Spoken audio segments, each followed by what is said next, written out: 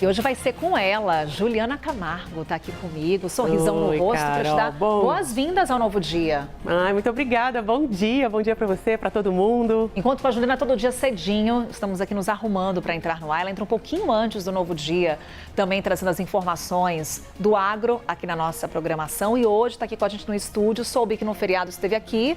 Pois é, você estava de folga, merecida. Olha, e eu estreiei, boa. Acredita? Que bom. E que honra estar contigo hoje, honra finalmente. Minha. Que bom, Ju. Vamos lá, passando aqui a nossa conversa de comadres, vamos falar sobre o que o setor de carne bovina está falando sobre uma mudança importante no nosso principal mercado comprador. Uma cota imposta pela China pode frear o ritmo de exportações brasileiras no segundo semestre. A gente já vinha falando sobre essa cota da China, então bora relembrar para quem está com a gente, Ju, por que essa decisão dos chineses? Em primeiro lugar, o Brasil exportou no ano passado 3,5 milhões de toneladas de carne bovina e metade disso foi para a China, ou seja, a China comprou 53%, é o maior cliente do Brasil.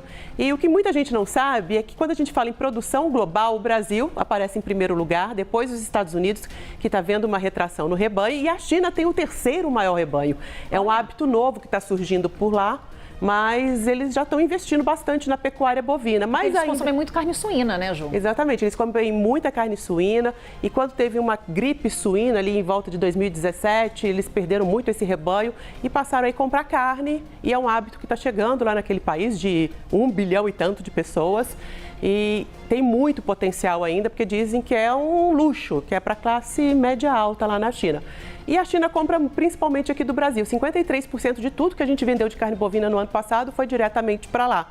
Em janeiro, a China, por causa desse crescente mercado, dessa crescente produção, criou aí medidas de salvaguarda justamente para proteger esses produtores locais. Foram criadas cotas para vários países e o Brasil ficou aí com uma cota de 1 milhão e 100 mil toneladas. Acima disso, ele paga 55% a mais de taxa.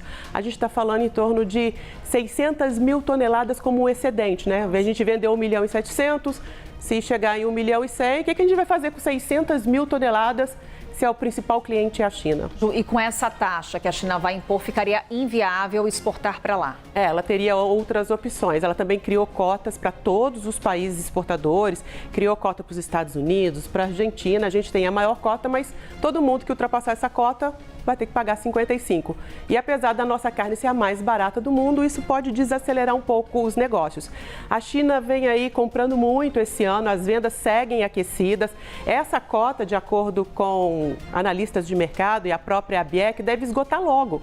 Agora em julho, agosto, contando com os navios que já estão aí cruzando o Atlântico para chegar lá, somando esse volume, a gente chega nessa cota logo, em julho e agosto. A ABIEC diz que é a indústria, né, que representa todas as indústrias, vamos deixar bem claro, que a demanda por boi gordo, com isso, deve desacelerar. Como a indústria não vai ter para quem vender, ela deve pisar aí no freio, nas compras, até ver o que vai acontecer, né, com a carne. Então, isso pode impactar principalmente o mercado do boi, o preço da arroba, que vem crescendo bastante aí nos últimos dias, nos últimos meses, até encontrar aí novos potenciais compradores. A China compra um gado muito específico. É um gado que tem até 30 meses, é um gado jovem. Inclusive, até mudou aqui o jeito de produzir, de fazer pecuária no Brasil, porque você tem que dar uma engorda, colocar um pouquinho de ração para chegar nesse peso ideal antes dele ter os 30 meses. Então, isso pode impactar, né, principalmente nesse tipo de gado. Só que a China compra também por causa de preço. A gente fez uma arte para mostrar que a arroba do Brasil é a mais barata do mundo e apesar dessa alta recente, ela continua. Olha só como é que são os valores quando a gente faz a conversão para o dólar. O Brasil está aqui hoje, a arroba, no levantamento da Scott Consultoria, 71 dólares e 30 centes, arroba, é o equivalente a 15 quilos de um animal inteiro, tá? Só para a gente ter um parâmetro no mundo. Aí o Paraguai, que é o nosso vizinho, 73, o Uruguai, 82, a Argentina, que pode exportar 500 mil toneladas para a China, 92, os Estados Unidos, que era o maior produtor e exportador até o ano passado, 125 mil. 125 arroba. Inclusive, você estava falando sobre as taxas com o Américo, né? Sim. Como é que isso impactou? Porque a arroba estava cara, o Trump colocou as taxas para agradar os produtores e inflacionou bastante o mercado local. E a China, apesar de ser a maior aí, né, compradora e ser o terceiro maior produtor, está aí, 146 @produzida lá. A ideia inicial do Ministério da Agricultura chegou a cogitar aí em pegar um pouquinho da cota dos outros que não conseguirem preencher, mas isso não foi para frente. E também continua trabalhando para ver se encontra outros compradores, como vai direcionar essa carne. Último ponto, posso trazer aqui uma pergunta, Claro. Ju? Se essa carne não vai ser exportada para a China, há uma dificuldade em encontrar novos compradores, mercado interno poderia absorver e com isso o preço da carne cair por aqui? Tem gente que acha que o brasileiro não está tão bem remunerado para pagar o mesmo valor.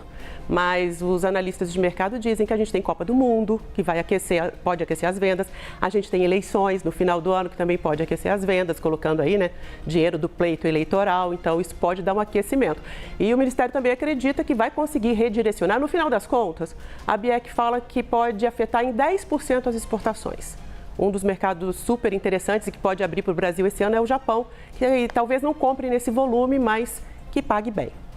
É a Juliana Camargo conversando aqui com a gente na nossa Conexão Agro. Venha mais, hein, Ju? Claro. Muito obrigada. Muito honrada, Carol. Obrigada, bom dia. Bom trabalho. 8h41. Vamos para Brasília?